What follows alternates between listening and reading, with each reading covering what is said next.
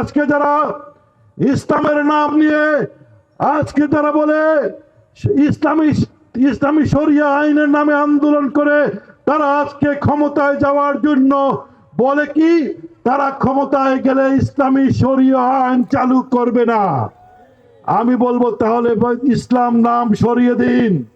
ইসলাম যদি বলেন আর আল্লাহর আইন যদি প্রতিষ্ঠা করার বললেন, ক্ষমতায় যাওয়ার জন্য ইসলামী আইন তুলে দিবেন, ইসলামী আইন পালন করবেন না, এটা মুনাফিকের লক্ষণ। বিয়ানীবাজার মানুষ ৭১-এর চেতনায় বিশ্বাসী, স্বাধীনতার চেতনায় বিশ্বাসী। ইনশাল্লাহ বিয়ানীবাজার গোলাপগঞ্জের মানুষ এই স্বাধীনতা বিরোধী এবং যারা ইসলামকে ক্ষমতায় যাওয়ার জন্য ব্যবহার করে, ইনশাল্লাহ আগামীতে তারা কখনোই তাদের এই মিথ্যা প্রলোভন দিয়ে কোনো নির্বাচনী বৈতরণী পার হতে পারবে না। যে নেত্রী দেশকে ভালোবাসতেন, যে নেত্রী এই দেশের মাটি ও মানুষকে ভালোবেসে কোনদিন এই মাটি ছেড়ে চলে যান নাই শত নির্যাতনের পরেও। তিনি ৮০ বছর বয়সে স্বৈরাচারী শেখ হাসিনা ওয়াজেদের কারাগারে নির্যাতিত হয়ে জীবন মৃত্যুর সন্ধিক্ষণে যখন লড়াই করছিলেন, তখন বারবার যখন স্বৈরাচারী বলছিল দেশ ছেড়ে চলে যাওয়ার জন্য, তিনি বলেছেন পৃথিবীর কোথাও আমার ঠিকানা নাই, আমার ঠিকানা হচ্ছে এই মাটি, এই বাংলাদেশের মাটি হচ্ছে আমার ঠিকানা।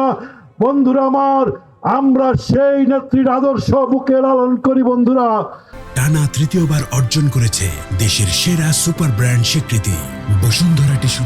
আমাদের সেই নেত্রীর ভালোবাসা নিয়ে আমরা আন্দোলন সংগ্রাম করেছি। আপনারা দেখেছেন শত নির্যাতন করেও তাকে কোনোদিন আপুসকামী হন নাই। তিনি আপুসহীন নেত্রীর খেতাব নিয়েই এই পৃথিবী ছেড়ে চলে গিয়েছেন। আমাদের নেত্রী ইসলামী মূল্যবোধে বিশ্বাস করতেন, আলিম উলামাদেরকে ভালোবাসতেন। আমরা বলেছিলাম তারেক রহমান বাংলাদেশে বীরের বেশে ফিরে আসবে। আপনারা দেখেছেন তিনি যেদিন ফিরে আসেন, লক্ষ লক্ষ জনতা তাকে অভ্যর্থনা জানিয়েছে। আজকে তিনি ঘোষণা দিয়েছেন যে নির্বাচনী কার্যক্রম হযরত শাহজালালের পুণ্যভূমি থেকে তিনি শুরু করবেন। যেভাবে তার মা আমাদের সাবেক প্রধানমন্ত্রী শুরু করতেন, যেভাবে শহীদ রাষ্ট্রপতি জিয়াউর রহমান শুরু করতেন, তারেক রহমান সাহেব 22 তারিখে আলিয়া মাদ্রাসা ময়দানে সকাল 10টা থেকে 11টার সময় তিনি উপস্থিত হবেন।